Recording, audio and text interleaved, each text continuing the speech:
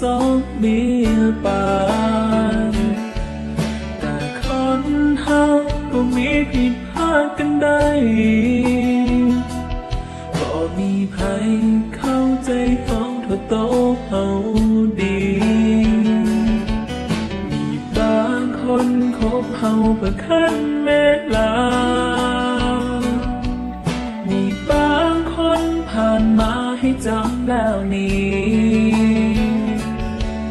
มีบางคนตัวเฮาว่าแฟนบ่มีบ่เหลือสักสีเหตุนี้จึงคบเพื่อไว้หลายคนกันมือเอาไว้บ่ให้หัวใจอ่อนแอเพื่อมีหักแท้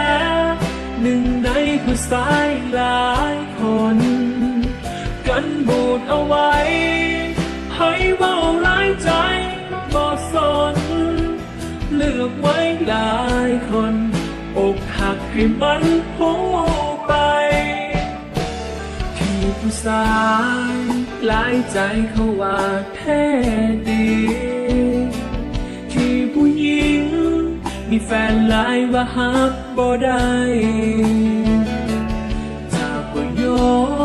มเป็นฝ่ายเสียเปรียบต่อไปเขามีได้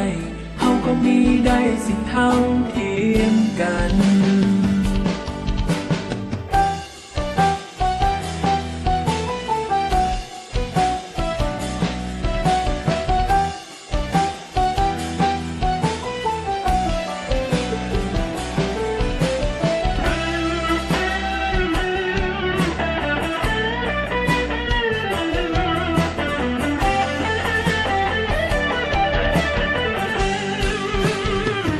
กันบูดเอาไว้บอกให้หัวใจอ่อนแอเพื่อมีหักแท้หนึ่งในผู้สายหลายคนกันบูดเอาไว้ให้เบาหลายใจบ่สนเลือกไว้หลายคนอกหักให้มันหูไปที่ผู้สายหลายใจเขาว่าแท้ดีที่ผู้หญิงมีแฟนหลายว่าฮักบ่ได้ถ้าบ่ยอมเป็นฝ่ายเสียเปรียบต่อไปเขามีได้เฮาก็มีได้สิเท่าเทียมกัน